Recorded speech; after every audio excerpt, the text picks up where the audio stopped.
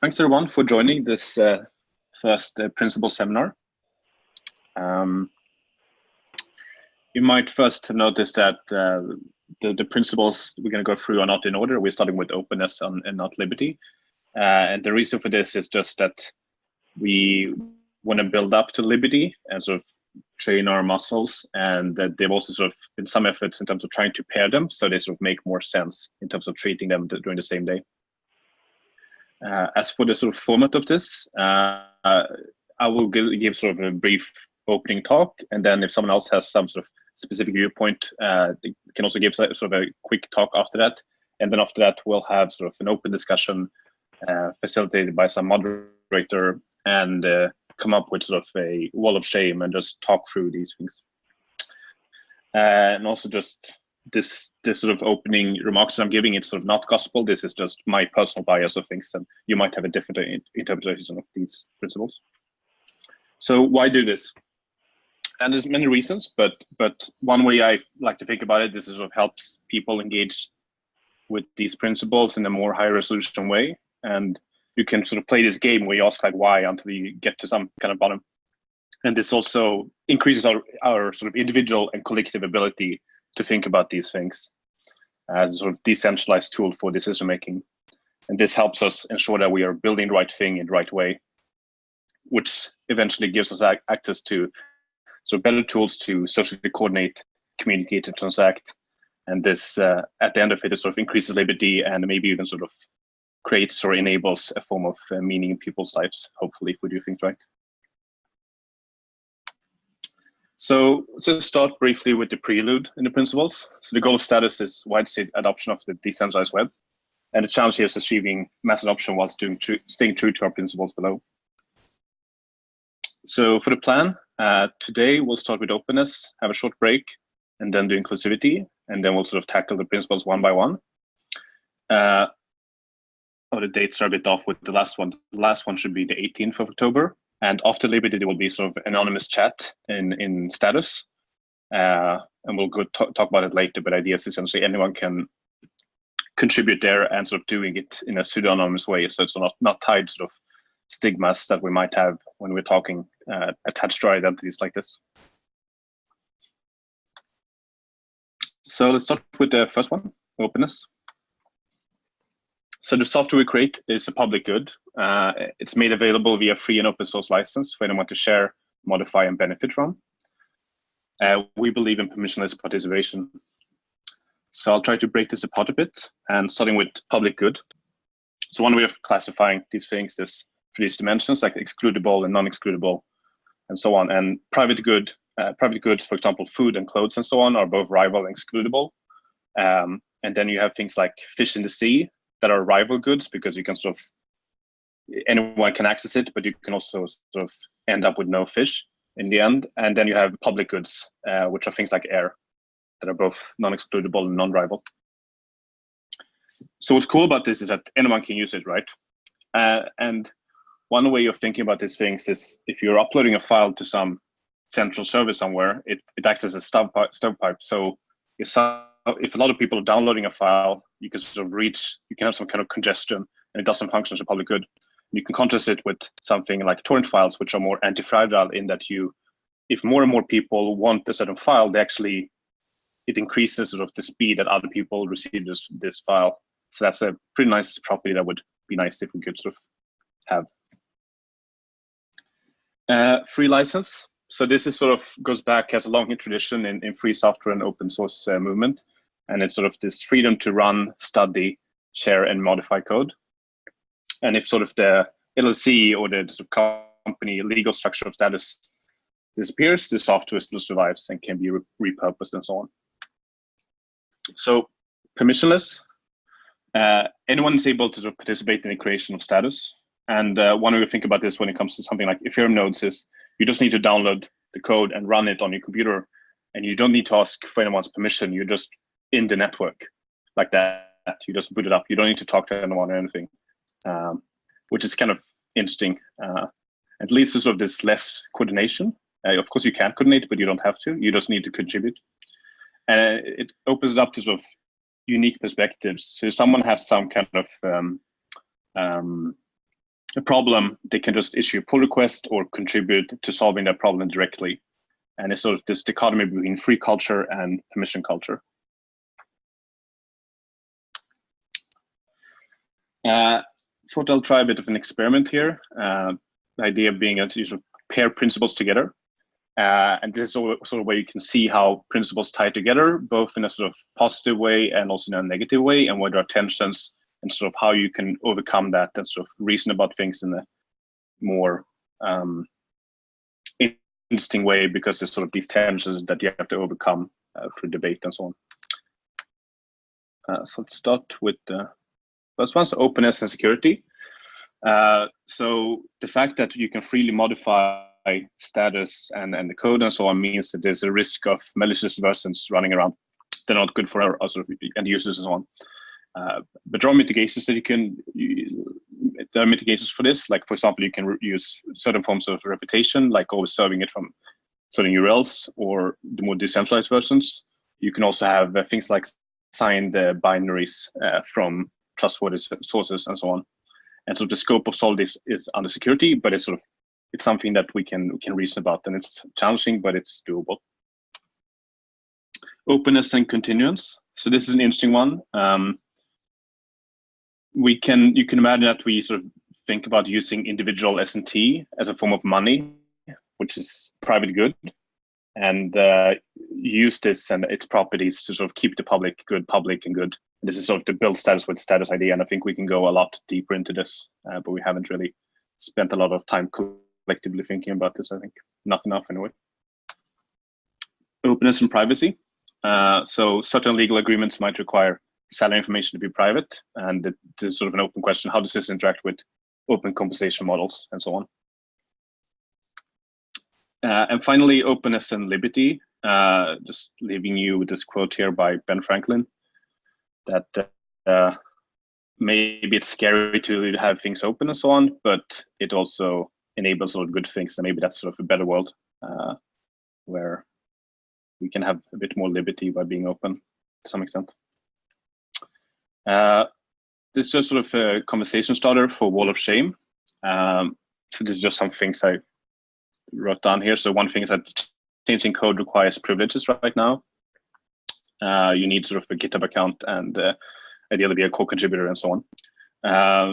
The license situation is a bit unclear in some code bases, but also when it comes to content that we generate and so on, which is a problem from sort of being able to use and repurpose different forms of contents. A cluster repository is private, which means it's harder to participate in status network and sort of learn how to run status and be part of the network. Slack and Google Docs closed in permission, as you all know. And then something interesting with respect to the status network is that we're talking about sort of congestion issues and so on, and that sort of goes against the public goods idea. And how can we sort of make it work more in a public good way as opposed to being a rival good?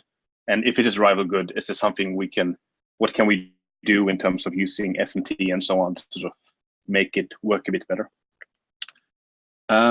So yeah, that's it for this sort of brief introduction. I guess, yeah, are there any general questions on sort of the format and so on before we hand over to the facilitator?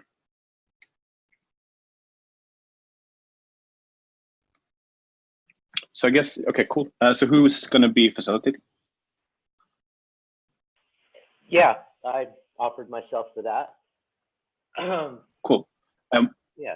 And we have a document, by the way, for. Yeah, I've got the document. You can see it. Awesome.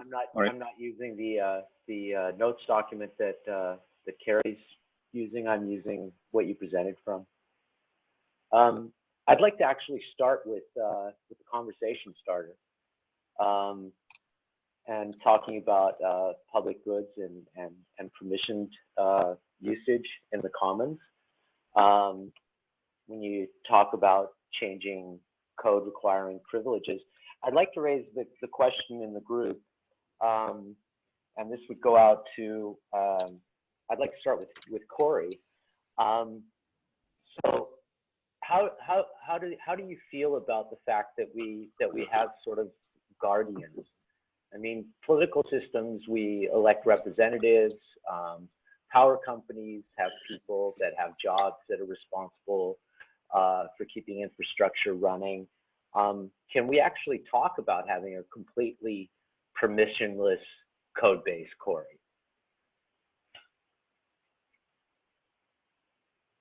I don't know. I hope we can. I think it's a very difficult thing to say. If we want a secure app, then we can't just say anyone can do anything that they want. If you want to build a network, there needs to be at least one cohesive piece of software that everyone uses, or at least a protocol that everyone uses that works well and safe, so that people have to come together on some type of agreement. Like proof of work was the large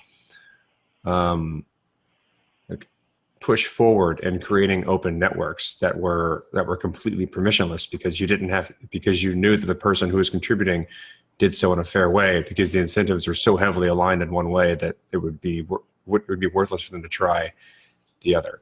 How do you do that in a code base? Like what's the equivalent of that for a code base? I'm not very sure. And if we can't come up with something that's the equivalent of that, then you need some type of hierarchy or permissions associated with who gets to build that code base. How Linux Foundation handle this? Because if you do some changes in the kernel, I assume that you need to pass a lot of reviews, and so you can't make an unsafe commit there, and everyone gets affected. So maybe we should study how these other companies like Linux Foundation and other open source companies do to manage this. Because they also need some kind of governance. Well, but I guess it's something more difficulty. like paperwork and assignments, legal assignments, sorry. So I guess that's the point that I'm trying to make, is that I can't really think of an open source project that is an infrastructure, based project where there aren't governors and people that are a final instance of approval for changes to code bases. And so I'm wondering if it's not maybe even a little bit naive for us to imagine that we could do things any differently.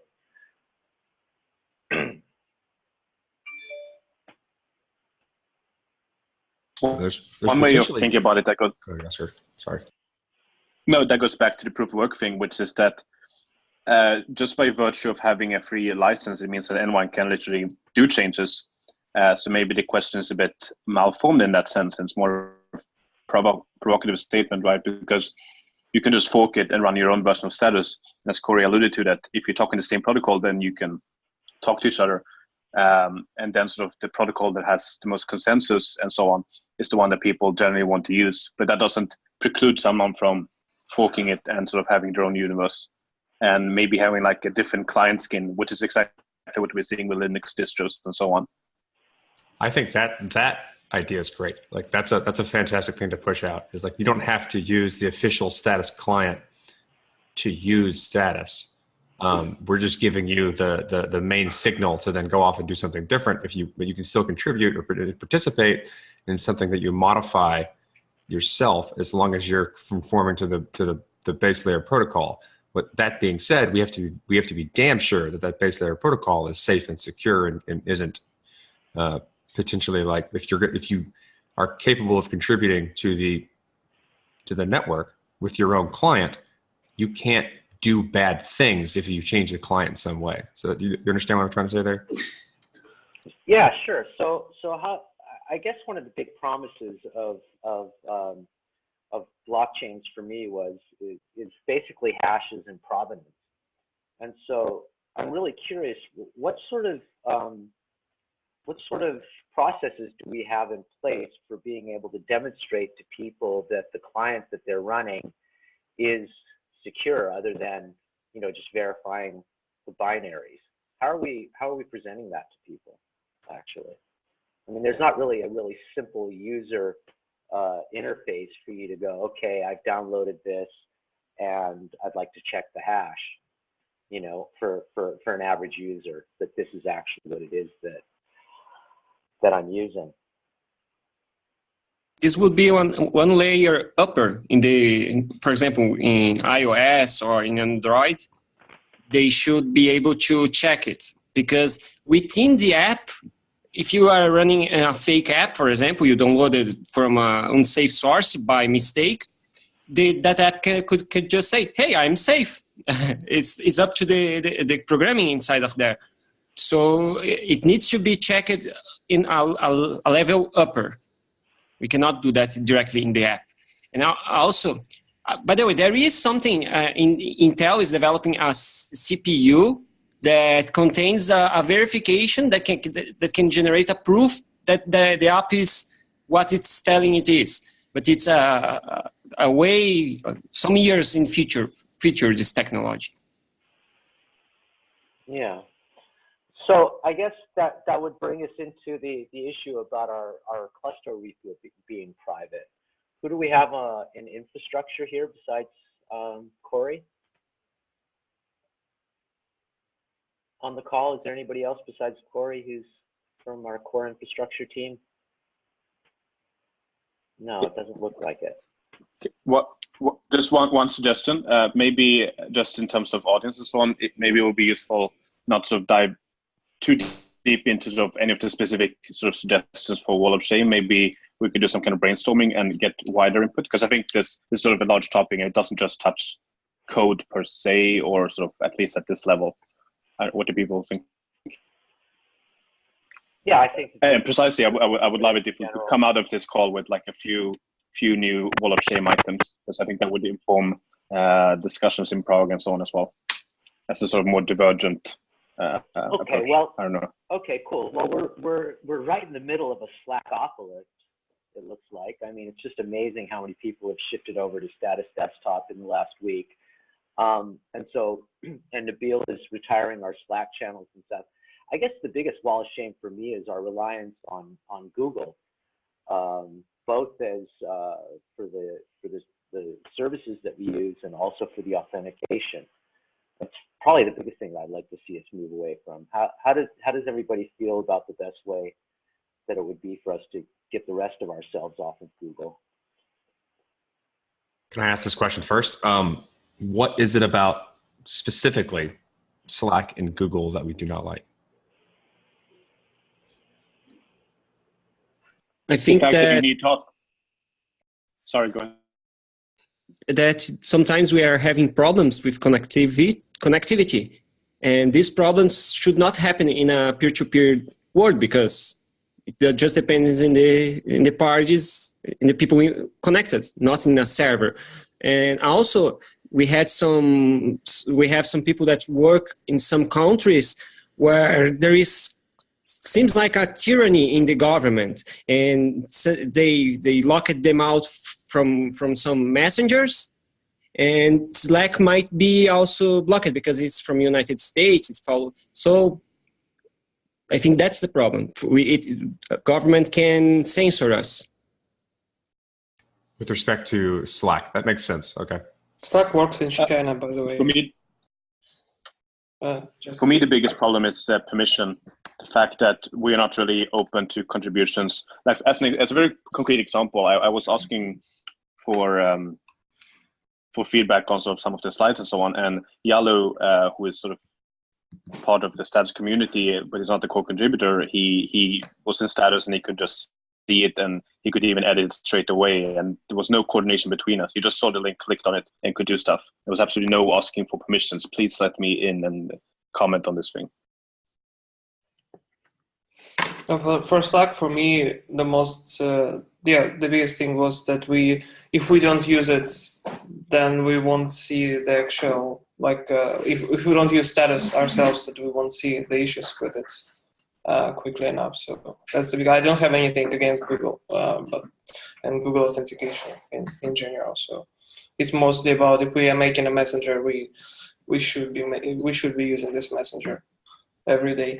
And that's the best option, is to just use it instead of Slack and make it a good replacement.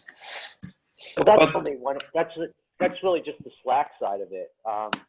In terms of Google, I mean, we rely on a lot of their services for documents, for slides, for email, for Excel sheets, for finance. Is that really something that it is that we're comfortable with, that we're using this service? But we kind of rely on their operating system to run. And there was a decision that this is an Android application and not something else, like at one point. So that's also one thing. But that's a good question. But Igor, I think that's an interesting point, because to me that's like a good example of pairing openness and inclusivity. Because the reason for being on Android and iOS, for that matter, is because it reaches, and we're on as many platforms as possible, right? And that's the reason for that is because we want to reach real humans, and that might lead to not being 100% sort of anal about we only support these types of things when there's a choice. So I think that's a good example of pairing these two principles. Yeah, and also on Google Play because of that. Because if Android is, you can kind of squeeze into that it's sort of open source, and maybe some of the OEMs really do it in an open source way.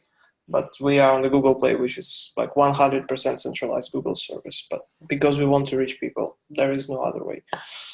So are we comfortable with admitting that we're making certain trade-offs? I think so, as long as we have at least, like, if something else becomes available to us that allows us to do our job in the same way without a severe lack in productivity and efficiency, then we should move to it. But as things currently stand, I don't see what that could be. So we've moved a lot of stuff over onto Discuss, and that seems to be a pretty good solution. That because we have threads there, you can message each other inside of Discuss, and most everything is visible and open and available to anybody that wants to either read or to log into it.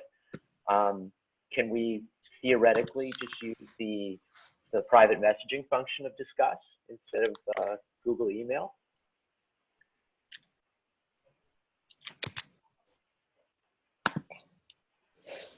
That would be difficult if we want to engage with people outside of status. Like I feel like we need some type of @status.im domain for emails, because that's the majority of the way we collaborate with other people outside of status. Or for in any terms of an services, organizational standpoint.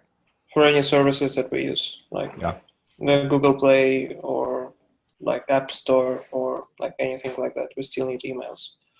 Okay, so if I could just sort of compress this part of the discussion that we're having, because we're only spending an hour together on this whole theme, can we say that we need to state clearly why it is that we're using certain services? And I mean, it is part of the wall of shame item that we're using these services, but we should just basically clearly state why it is that we're doing what we're doing with which services.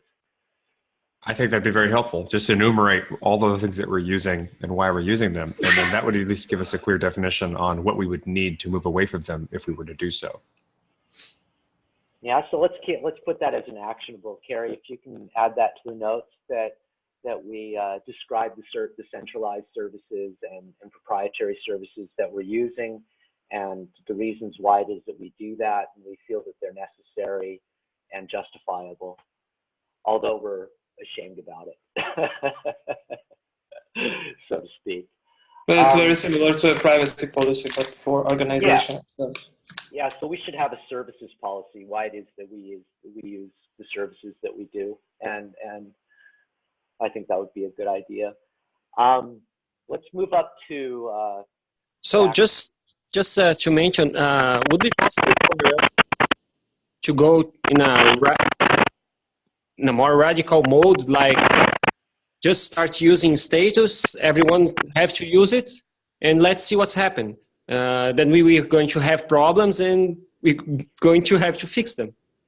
But isn't it what already happened? So I removed my Slack account, for instance, like Oscar removed his Slack account, and there are a lot of people who are removing Slack accounts right now. So for chat, there is only Discuss and status if you want to reach all the people. Otherwise, you won't be able to reach me, for instance, or Oscar or Jared. So yeah, so these are two issues. I think that we're already seeing that we're in motion to do that. I think that probably by the time of the hackathon, Slack will probably not exist, and we'll be using Status as our chat client. But that's separate from the issues of email and documents and finance and the rest of the things that we use for the Google services. I think those are two separate things. Okay, I think that because the reason it is that I think this is important is because if we go back up to the ideas of openness and continuance, I mean, there's a certain amount of continuance principally in using Google services because we're perpetuating our ability to communicate with people outside of our network. I think that's one way that we could justify it. And also, you know, despite Google Plus now with their big hundreds of thousands of people's data being exposed, there's a certain amount of security that we have in using OAuth with Google. So I think we need to balance those things and how it is that we describe it. Right, Corey? Yeah, absolutely. Instead, maybe from people who haven't said anything so far, like, what are you guys' thoughts maybe in terms of wall of shame or things that you feel like we are, whether trade-offs, like other principles have to be taken account or something that's missing completely? Or how do you think about these things?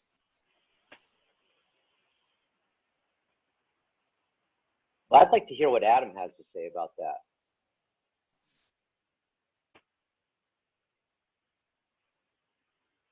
Adam, you want to click in? Sorry, could you repeat the question? Oscar?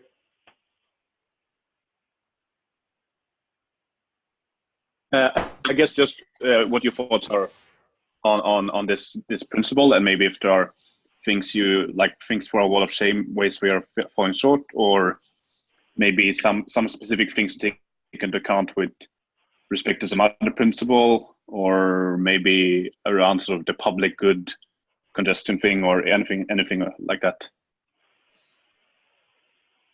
It doesn't. Sorry to put you on the spot. Anyone really, but just interested in hearing as many sort of diverse points of view as possible. Yeah, I mean, that's so abstract. I mean, generally, because I just switched off for a bit. So what I heard about the openness, and also I'll track the conversation about the how we want to include more people, like how to distribute software and so on and so on. Later about moving to Slack. So general thought, in my opinion, I agree with what Igor said about the fact that we need to use our product to actually deliver it and be sure that it works properly.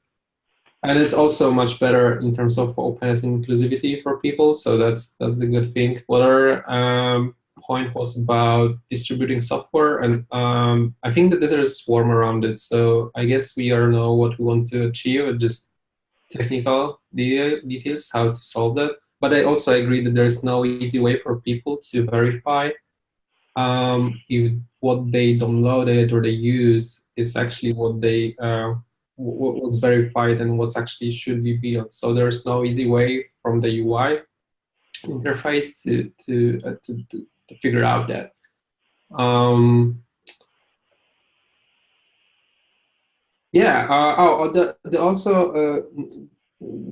The thing that was said was that we want to move to kind of decentralized communication because we are afraid that we can be censored or blocked in some countries. I think it's valid point, but at the same time, from our perspective, so like from our experience so far, is that those systems are actually much harder to debug and figure out what's wrong in terms of like those systems, I mean the peer-to-peer systems, than centralized systems.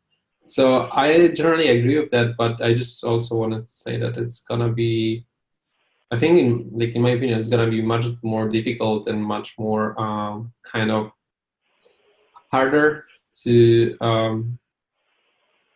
figure out what's wrong if the system works properly. So on the paper it looks nice, but from the technical perspective it's going to be difficult. But at the same time, I think it's the only way here. So, yep. Yeah, cool. So I'm curious, Yesin. Sure. We have openness and privacy in this one of these slides as well, where Oscar writes that certain legal agreements require salary information to be private and how that interacts with open compensation models. We'd like to have completely open finances. What limits us from doing that besides certain jurisdictional requirements for salary information?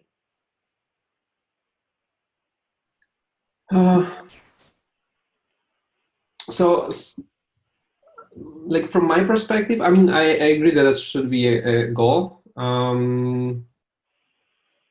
And I think it should be open. I'm not exactly sure about the finance stuff and so on. Ideally, it would be like as open as possible, but at the same time, I guess it's a bit hard. Like generally, regarding the organization, openness of the organization, I think like we should utilize more this voting stuff, as well as trying to encourage people to actually participate. So because even if we have some actions, some initiatives, I feel like, for example, on Discuss, for some posts and other stuff, there's just like, I know, maybe 5 up to, I know, 8 different people who talk about it, but the rest is not always contributing. So I wonder like how we could we actually sorry to cut you off. Just in terms of keeping it focused on openness, I agree inclusivity and these things are important, but maybe we can talk about it just so we sort of because just try to keep the sort of conversation focused on openness per se and not sort of maybe inclusivity and so on. I mean, for me, it's all super close because you can open, but what the, like, if you do not try to kind of include people or somehow drag people in, like even if you open, then nothing is gonna change. So I think it's super related. But yeah, definitely, like this is for inclusivity. I believe like openness is like a prerequisite. So you need to first be open. And then try to include people. But in my opinion, they've been always super connected. So actually, the question I had asked of Yesin, about our finances and openness and privacy conflicts there. I was hoping to have him say something about that. Yeah, so this is Yesin speaking. I see actually 2 obstacles to opening up the finances. One is the protection of the people's privacy. So people might not want that their salary becomes public, be it for, I don't know, tax optimization purposes or whatever. So I think if people agree that their salaries are public and do that in a way that it can be proven that they approve that, that's not an obstacle anymore. The second thing I see as an obstacle is, and it's probably a bit more complicated to come over, but at the same time, well, depending on from which angle you take it, is HR, from an HR strategic function, which typically is a centralized consideration maybe, you have issues like people start comparing their salaries and things like that, and then become unhappy about their situation or things like that. And I think that can also be overcome, but it might be a bit more delicate, and I really don't know a solution around that, but happy and I'm very open to input, and probably a consensus has to be found by status. What is the way forward in this regard? Yeah, I'd love to see. I mean, we don't have to like release everything tomorrow, but having a path to openness, just like we have a path to decentralization, there's a path to inclusivity. We're going in the right direction. This, in terms of the finances, I as an example, like my last company was a public company, and before that was like a 500-person private company. Even at those companies that are like default to privacy and secrecy, internally, the knowledge was out there. They had like dashboards, so everyone could like see like what was the monthly revenue, what was the burn rate, what was the run rate, like the head count, like just kind of basic things that don't give up any individuals like private information. But I would just love to know that, like, what is this? What is this? Right. So my finances question is, can we anonymize some of this data? We can have a and could we have a list of employee numbers or identifiers that weren't correlatable with everybody, where we just say, here's our head count, and this is actually what each individual contributor is getting paid, but not necessarily any way that we can correlate that back to who those people are. Or just roll it up to a line item. Like one item is salary, like one is expenses, like one is like server costs, like just something like that we can get the rough idea. I was referring to completely opening up finances, but it is absolutely natural to other, with, for example, quoted companies that they, in a very detailed way, report on financial situation and on the performance of various key measures, and so this can definitely be in scope. I shared 2 links in the discussion with Buffer, how they have their completely transparent salaries, literally names and locations and everything. So it's definitely doable, even more so, like you can be extreme about it. Yeah, I actually the previous company I worked at was having this initiative to, there was like a growing movement inside the organization to make everybody's salary transparent. And it actually became a pretty contentious issue because, yeah, like brought up a few minutes ago, for some people, salary is like a private matter, right? They don't want that necessarily to be the world's business.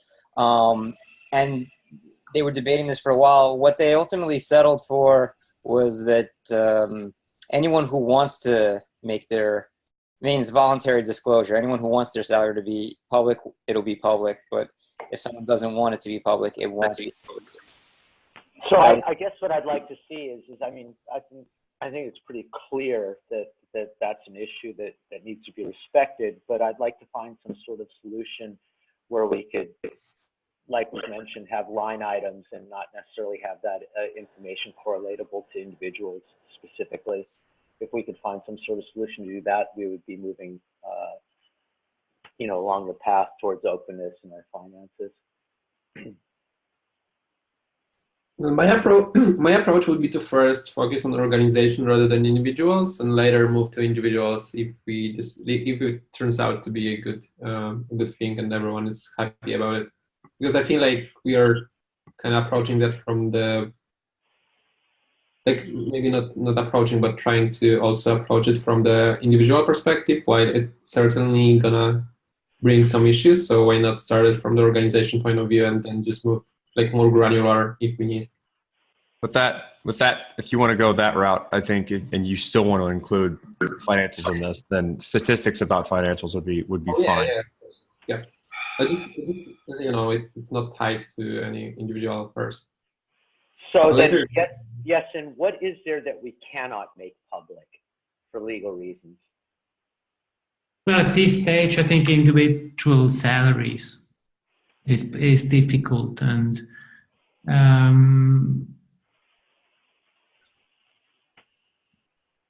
maybe we should change the way we make payments. Instead of salaries, we work on bounties. Oh, I think that's a way too more radical shift. I mean, I appreciate the sentiment, but I think the reality is that while we're all striving towards becoming a DAO, that we're going to be saddled with having legacy companies for quite some time into the future. And so I think that the dialogue needs to shift towards how it is that we optimize our centralized legacy company, and how it is that we build out into the future. It's not like we're going to be able to turn this stuff off tomorrow, and maybe there's not even a need to. we're going to have to be interfacing with legacy systems for quite some time into the future. I think as DAOify, this could be solved by having really the DAO setting up bounties, and then depending in which jurisdiction people working towards the DAO take residency, solve it for themselves in their jurisdiction. Could be approached. They could still pool up and then together set up a company to face off versus the DAO, but the DAO goes largely without legal entity footprint type of thing. Yeah, but it's also it's a little bit like it depends on so many things, like the salary, because first of all, like tax level are very different in different countries. That's one thing that's, and we are distributed in like vastly different tax based things. Second, the cost of life or the cost of living, like rental prices and other stuff, is vastly different between the countries we live in. And yeah, there are so many questions. I mean, I kind of afraid that this might, like this extreme transparency might lead to like way higher spendings in general, and the same thing with bounties, because yeah, for some people it might not be like if we just. So the transparency, it can be implicit. I mean, if we make smart contracts to pay the employees, for example, let's say someone is going to be hired, you make a smart contract that is based maybe in DAI, stable coin, or Ether, don't know, but I think it should be DAI. And then every month that person can withdraw with it. But of course, the person can be stopped. Okay, so this is getting sorry to yeah, I think this is a great discussion, but I think we should maybe we could zoom out a bit, and I would love it if we could. We have like maybe 5-10 minutes if we want to have a break for the next one. So if we could come up with like maybe like a wall of shame and things that we're falling out short right now, and maybe a sort of a trigger for that, like in what way do people feel like they have to ask for permissions right now, where they've seen other people ask for permissions? Maybe that would be one way for sort of coming up with ways we're falling short of this principle of openness, as opposed to going deep dive into one specific problem. Yeah, I think that's a good deliverable. I think, and I think that we've covered this one and have points of discussion that we can follow out from the document. Is there anything that anybody who has yet to say something would like to say about openness in any of the slides here? Please jump in if you haven't said anything yet. You feel like you have something that you could add to this conversation? Yeah, like openness and security issues that we discover ourselves. So it's a bit contradictory. So openness essentially versus what's the balance between openness and sort of well-being of our like users? And maybe it's probably obvious, but it would be nice to just keep that in mind, that if we open something, but it will hurt our users because, okay, there is a really serious vulnerability that we don't want to spread before we fix it and things like that. That it probably shouldn't be open, this kind of information. We are having this now with ENS audit. And I think, yes, this kind of openness is like we are not being like that we want a secret there. It's just that it's needed. Like we are honest about it. It's just we're going to delay the information. Yeah, delaying the information. We need to be honest. Like we for example, some information that might impact the value of SNT, we cannot like share with just some people. If that information must be secret for some time until releasing, because of that will impact the price of SNT, for example, then we need to keep it to ourselves. You know, of course, don't act based on it. So there is also this other question about openness, about the stock values and. I wanted to make just another point about openness, more related to like mass adoption of the market. And I speak as a non-technical person. I think one of the things we have to be really careful of is kind of using language and knowledge that we as a small group of individuals that are really passionate and focused on this have versus the rest of the world. So in terms of like a lot of the discussions that we have, having here, and a lot of the tools that we're talking about using, things like HackMD and other more decentralized tools, they're actually, I think, harder for the general public to understand and harder for the general public to adopt. And like if I were to, when I do kind of talk to my friends about this stuff, I feel like in terms of being open, we may actually have to, be okay with compromising some of the other things to just open up to a broader audience. Yeah, but then we are making a good to these people, because then they will have to learn these new tools, and then they will also be protected. So maybe we need to have more education in that for the users instead of backing up. Yeah, no, totally. So I think it's all about education. So some of the kind of discussions that I see and discuss, if I were to show them to kind of my friends who are non-technical completely, they wouldn't get that. And so although we're being more open in the way we have that method of discussion and forum, actually, whether it's the UI or the design or the fact that they just don't know it, that would actually turn them away from status. And I just think there are trade-offs to be made in terms of how we interact with the outside world and how we interact within a community. I think that we need to have a certain recognition that we need to have our own house in order before we even are or clear ourselves before we can succinctly and simply express that to the mass market. I think that those things are really, really far away if we're honest with ourselves. What do people think? Maybe we can take like a 10, 15-minute break and then do inclusivity after? Yeah, it sounds good. I really like what the notes look like. I think this is a really good outline of what we've discussed. Thank you, Carrie. Thank you. Yeah, and we can post this to discuss, and then people. Yeah, cool. Yeah, so see you. We'll start. So in 13 minutes with inclusivity. Okay, see you guys back here in 13. Thank you, everyone.